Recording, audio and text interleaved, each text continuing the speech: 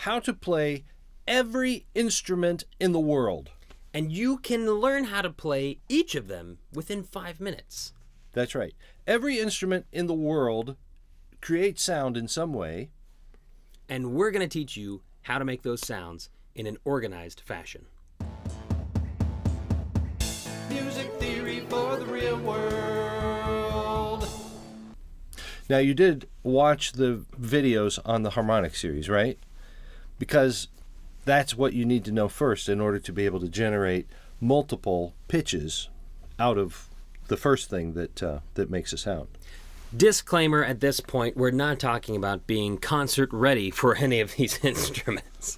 True. You could play Mary Had a Little Lamb, or Jesus Loves Me, or Three Blind Mice. The pentatonic scale. To find out what it is in that instrument that vibrates and that creates the pitched sound.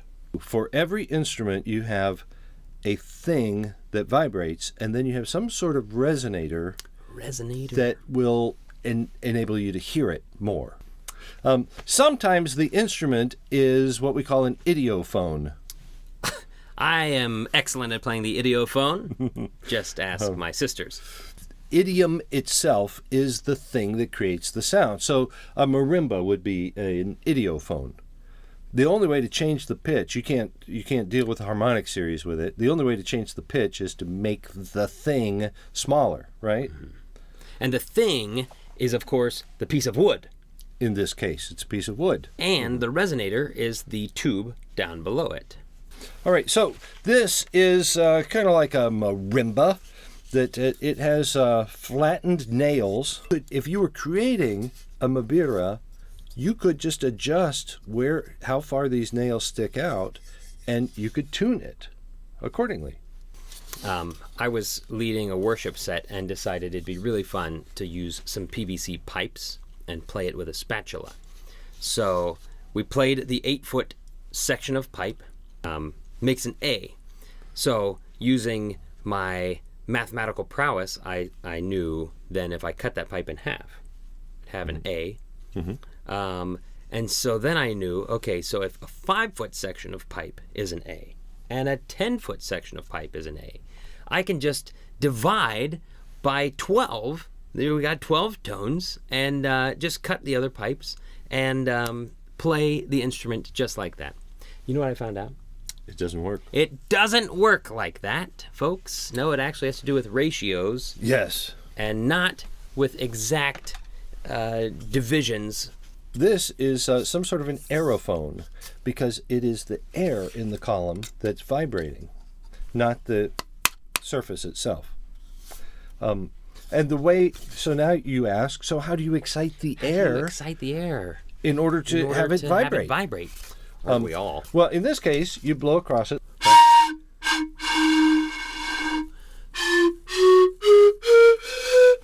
Now, there are other ways that an aerophone can excite the air and split the sound. This one, by use of a fixed reed.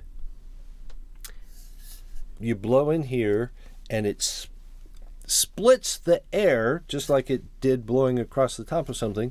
Some of it goes out, some of it goes down, and what goes down here, it is determined then by the length of this tube as to what pitch comes out. You know, I also tried to make my own whistle, and so I knew if I picked a length and then split the pipe in half and then just divided by 12, I would have all the chromatic pitches. Yes, but we, once again, had a little problem. That's not the case. I've ruined all sorts of instruments. All right, so if I just cover up all these holes, then what happens? The entire You can't see the holes length, anymore. The That's what happens. entire length of this pipe is then being played. That's right? not the sound. So it's going to be the lower pitch. It's going to be the lowest of pitches. This is what I call a subtractive instrument. The way that you change the pitch is by making it shorter. As I uncover holes, I make the length of the pipe shorter. Most woodwind instruments are subtractive.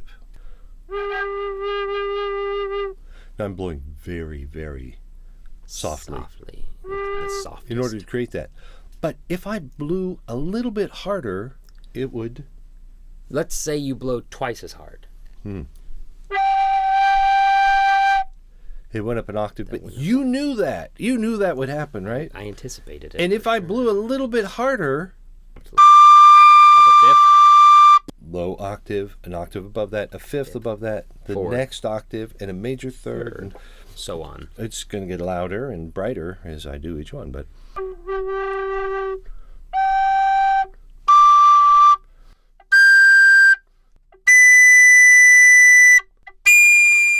that's the entire length of the flute.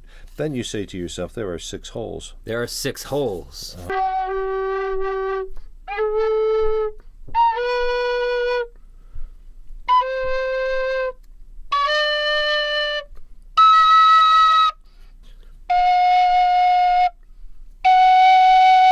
Actually, this was able to play the entire scale, right?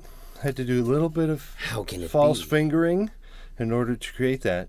And then once I overblow by an octave, I've got 2 octaves of complete scale. So if somebody were to give you an instrument you've never seen before, you could very quickly be able to play a simple melody. Here is a bamboo nose flute from the tribal people of interior mountain of northwestern Luzon Jokes.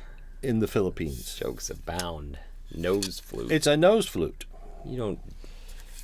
You're So serious. I'm serious. That's what this is, a bamboo nose flute. You see, it has just 3 holes because Not it. they aren't playing a scale that that we would play. Now you can even hear as I tap on this, like it's kind of I its hear own some different scale, pitches right? for sure. But I'm not going to play it with my nose. However, I could use something else, like a French horn mouthpiece, and put that into a nose flute. Okay. I've created an instrument that has never existed before, a French horn bamboo nose flute. Flute for not your nose. So now the thing that is exciting the air is my lips. Music to my nose.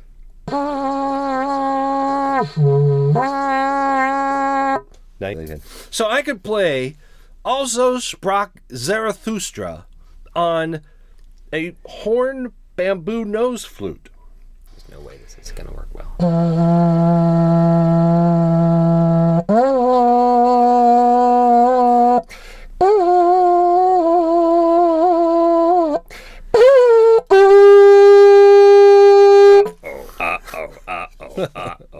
That's no I'm one just has ever guessing. tried The that. one thing that we didn't really talk about is a chordophone.